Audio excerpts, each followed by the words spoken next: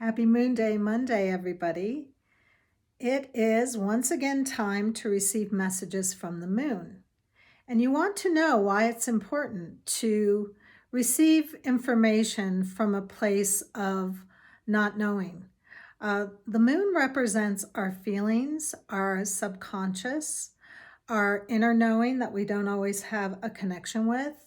The sun represents our outward personality, our active selves, our health, our vitality, our egos. And the thing about modern times is that our culture really emphasizes and rewards coming from our sun self. In other words, that part of us that's very active, it's busy, it's doing all the time, it's achieving.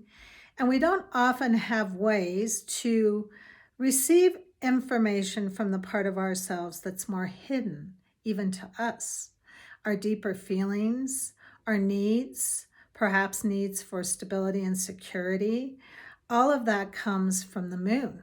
So that's why I think it's important to establish a ritual weekly, daily, to connect with the energies of something that gives you information from that unknown place.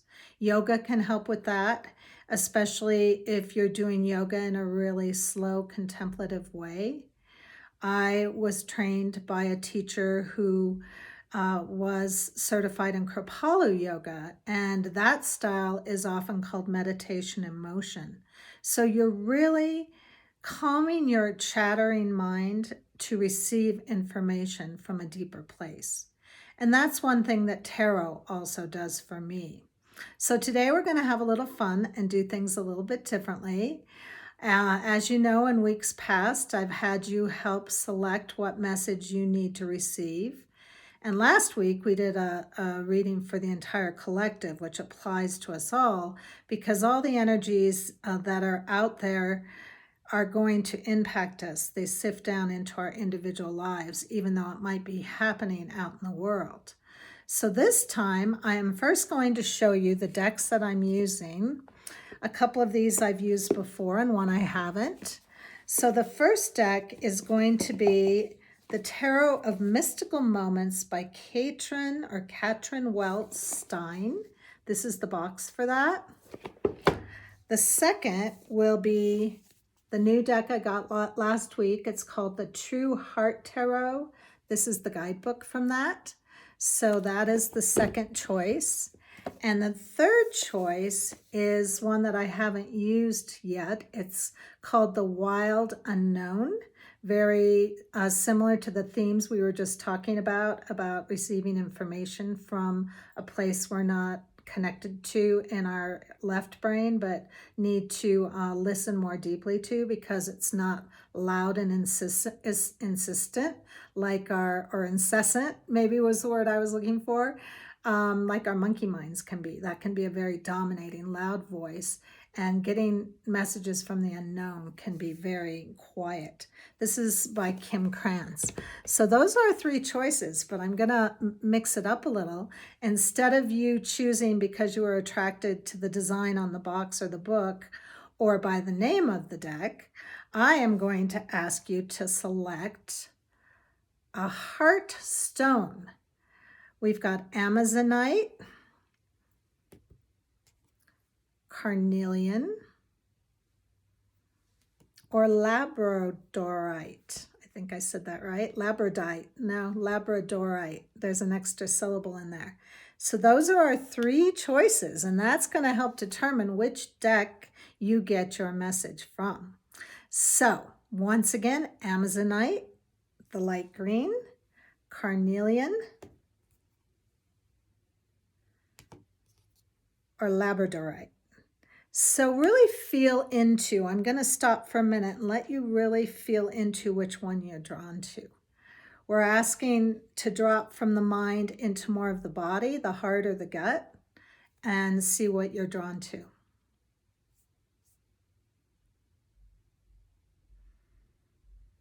Breathing helps when you're making choices intuitively. So let's go. First one, which was the Amazonite, is the deck of mystical moments. So it'd be interesting to see if the deck you were most attracted to visually is the one you ended up with. Well, ironically, what comes up is a card from the major arcana, the bigger energies of the 78 card tarot deck, and it's the 10. And 10 is right smack in the middle or close to the middle of the 22 cards. And the Wheel of Fortune is indicating that good fortune is always available to us and that the wheel turns. So even if things are hard right now, you're challenged in any aspect of your life, trust that this too shall pass, but also look at the good fortune in your life to date. Don't always focus on what's not working, but really be grateful for the good fortune and know that there is an ability for you to tap into more good fortune in the near future. So that is the Wheel of Fortune. And what's ironic is the stone of Amazonite is known to be a good fortune stone. It brings luck and good fortune. So I find it ironic that, or not at all ironic, that I randomly chose the card, and the card is good fortune, and so is the stone. So there you go. The second deck, which was the Carnelian, kind of a rusty orange, that one was the True Heart Tarot. And what came up with this one is also kind of interesting, no surprise. And it's also from the Major Arcana deck, or portion of the deck, called Strength, number 8. So if we think about the number 8, 8 is the infinity symbol. It, when turned on its side, it is like representing flow and balance, going back and forth. And it's, in this case, saying that we all can tap into our inner strength during times of challenge. We all have an inner lion within us, but we have to befriend that lion within us before we can really utilize the strength of that lion effectively. So in other words, we can't let our fears control, dominate, or lead us. We need to really be in control, just like the 8 on its side shows a balance and a flow. We need to trust that we have this ability and to focus on our strengths, not our weaknesses, just like focusing on our good fortunes, not the things that have gone wrong. So there's a little bit of a connection here, isn't there? So what's interesting is the stone of carnelian is known for its stabilizing properties. It increases vitality and inspires creativity. And the energy of the lion is associated with the sun sign Leo, which is very representative of strength and vitality. So again, what appears to be random seemingly is very connected, isn't it? So I'll let you ponder that. The third one was, by process of elimination, you already know, the labradorite, and also by process of elimination, it is the Wild Unknown Tarot. So I'll start with the meaning of the stone and what it's known to have ability to offer us, and that is protection. Labradorite is known to be a stone of balance and protection. So let's see what card showed up. In this case, it's a card from the Minor Arcana, but it's in the royalty portion of the deck, the Page, King, Queen, and Knight. And in this case, for the Page, they use the terminology of daughter. So this is the Daughter of Swords. What do you see there? A beautiful bird floating on the water. Excuse me, it's cups. I got that wrong. You can see the cup at the top. So water represents emotions. The cup is related to holding our emotions, right? It's a sacred chalice. So this is somebody who is learning how to navigate and float on top of their emotions. Their emotions might run really deep.